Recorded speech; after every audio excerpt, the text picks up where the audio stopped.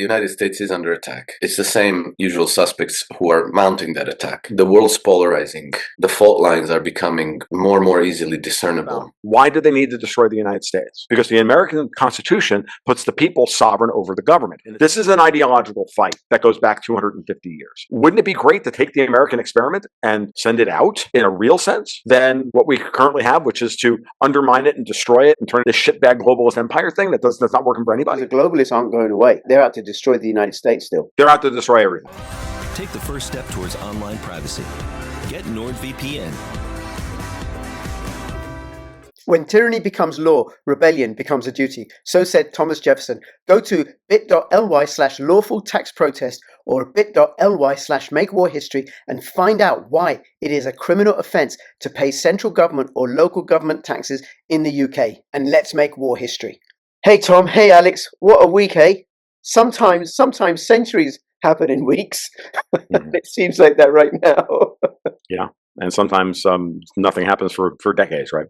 The the installation of the Dark Lord over Canada has been my topic of discussion for the last 3 or 4 days. I just got done chatting with Chris Sims of the Canadian Taxpayers Association about Carney and about the whole the kind of cultural differences and the latent animosity that's brewed for years between Canadians and Americans. And I chatted with Martin Armstrong yesterday about these things as well. And there's just so much going on. And Carney is a particularly... Tom, before you go into that, let's just give Alex a chance just to say hello. And Oh, I'm sorry. Yeah, go ahead. Hello, End. So, as I was saying... now back to you, Tom. Thank you for that, Alex. Now, as I was saying, let me get back to filibustering. No, actually, I was going to pass it over to Alex literally in a second here to say...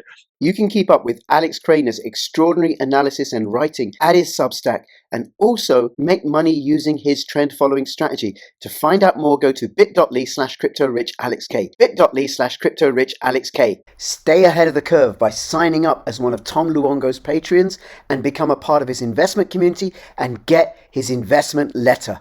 It's that freaking big. While I was chatting with Chris Sims, it became obvious to me that Mark Carney is the second incarnation of Mario Draghi.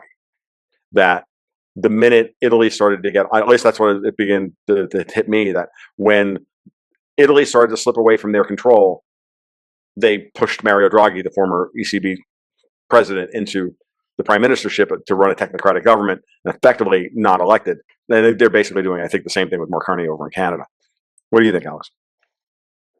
Yeah, sounds about right. You know, I've been following Mark Carney for a few years back in my hedge fund days, because back then, you know, he used to be the governor of the Central Bank of Canada and then the governor of the Bank of England.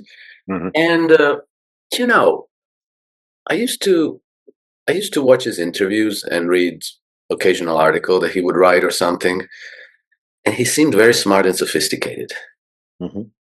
But then, the longer you pay attention, the more you realize that these guys are just reading scripts, and that there's nothing more to it. It's like a hollow man, a dull, hollow man. And I guess it comes with the job description. He wouldn't be where he is if he were like a genuine person with actual humanity in him intact and integrity. Let's say integrity and a healthy set of values. But Alex, he wrote an entire book called Values.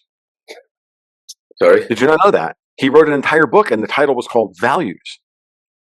Well, yeah, and it's about erecting, a superstructure around the world in the form of carbon taxes.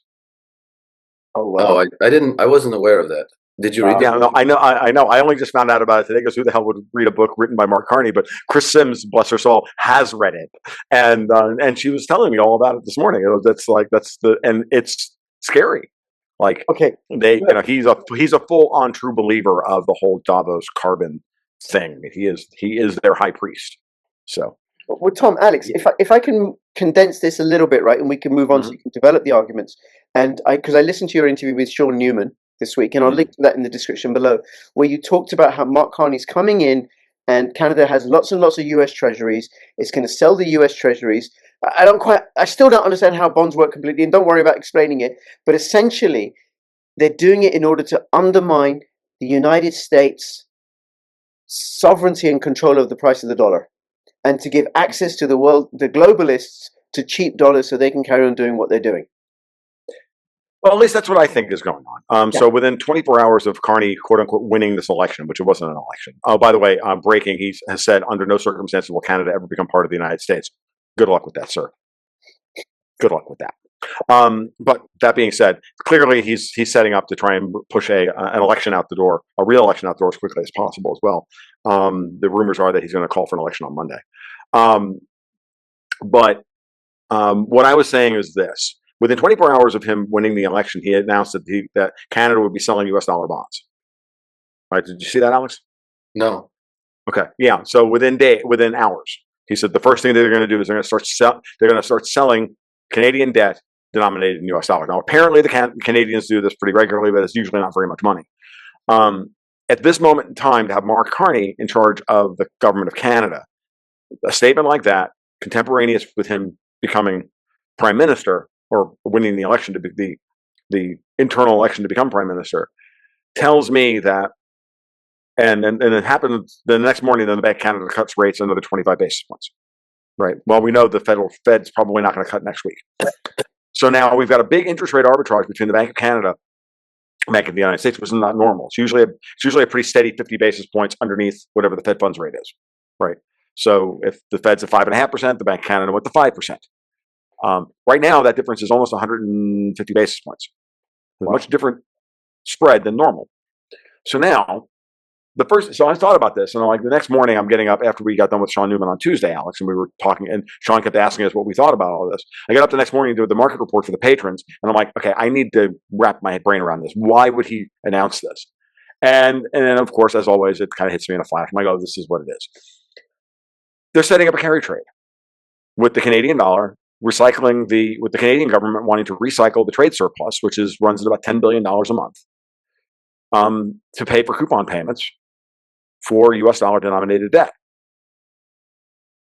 Why? Because they can, if they've got a captive buyer who's willing to overpay. I'm not talking about an economic buyer. I'm not talking about somebody who would go, hey, I like the idea of buying Canadian debt at 3% because I'm getting paid in dollars. When I can go to the Fed and I can get a 10-year for 4.25%. Like, why would I buy why would I buy the Canadian bond, right, at 3% when I can buy the American bond at 4.25? Well, if my goal is to have these to get access to your U.S. dollars cheap as cheap repo collateral in order to flip them back in order to get